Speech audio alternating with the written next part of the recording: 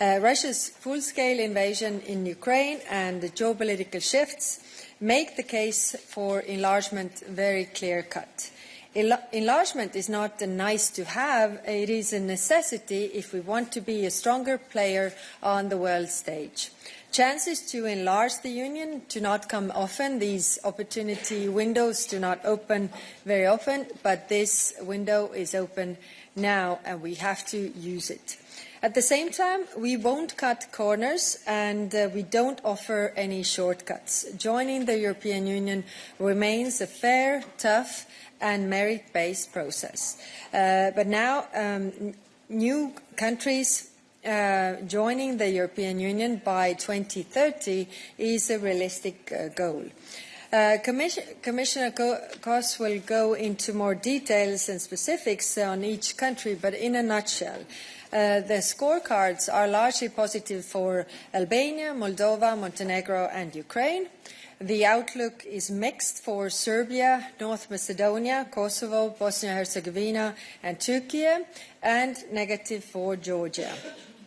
Montenegro is most advanced in the EU's accession process. Albania has unprecedented momentum and both are frontrunners for membership. For Ukraine, membership or in the European Union can be a major security guarantee. No candidate country has ever implemented such sweeping reforms while at war. And this shows Ukraine's remarkable commitment to membership. Moldova's elections in October showed a clear yes to the European future, and the country has continued to implement key reforms. Serbia and Kosovo each saw political crisis that stalled the progress. In Bosnia-Herzegovina, events in the Republika Srpska undermined progress towards the EU accession. As I said in Sarajevo yesterday, the EU remains committed to the country's security. Judicial reforms and appointing a chief negotiator are key to move forward with the accession. North Macedonia has not yet made the required constitutional changes. Georgia has no viable path to European Union at this stage unless conditions change dramatically. It is now a candidate country in name only. Turkiye remains a key partner with whom we are engaged in several issues of common interest. But the deterioration of democratic standards, judicial independence and fundamental rights have de facto frozen the enlargement process since 2018. And it has to be understood that enlargement is widely a technical process, but it's far more than only screening, negotiation of chapters and implementing reforms. It is really a choice. For example, alignment with the European Union's common foreign and security policy is a fundamental part of the process because it demonstrates a candidate country's choice to see the world the way we see it and shape it together with us. Cleaning up corruption, cementing the rule of law and supporting free media are also about national and European security as they are about the prosperity of the country and the people. Security is at the top of everybody's agenda right now. That is why we have already deepened the security and defence cooperation with accession countries. We have signed joint security commitments with Ukraine, established security and defence partnerships with Moldova, North Macedonia and Albania, and are about to launch a new security and defence dialogue with Montenegro. And closer security cooperation is just one aspect of the support we offer to candidate countries. This includes also financial assistance and gradual integration in the single market. I will leave Commissioner Kallas to dive deeper into this. Enlargement is also not just about the candidate countries. The European Union needs to be ready as well. To ensure this, the Commission is working on policy reviews and reforms to be able to grow. Expanding the European Union is in our best interest. It is a long-term investment in security, stability, economy and a global edge. Through enlargement, Europe can grow its geopolitical power. Ukraine has demonstrated its commitment to its EU path, moving forward on key reforms when the country is at war, when the bombs are falling on the country. And I am really full of admiration what this country is delivering. Can you imagine? We are as tough as to every other candidate country, also to Ukraine, and they are delivering reforms. This is a special factor we all should consider when we speak about the success of Ukraine. Of course, there are still further and steady progress needed in the fight against corruption.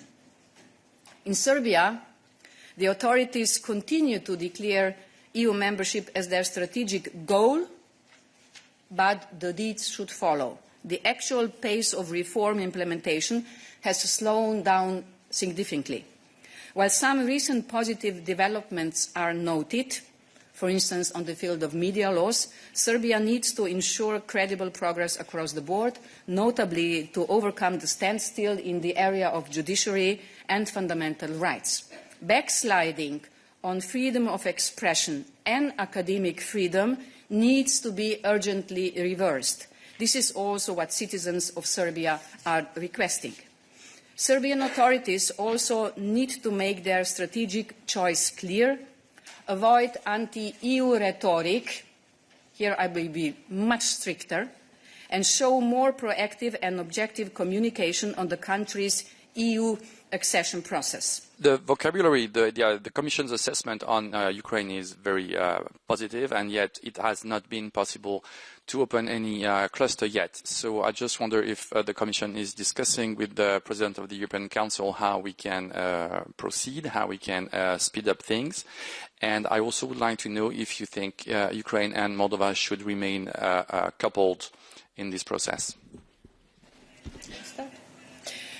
Yes, thank you for your question. This remains a concern for 26 countries who want to really move forward with the process. We are consulting with the President of the Council also to find ways to proceed.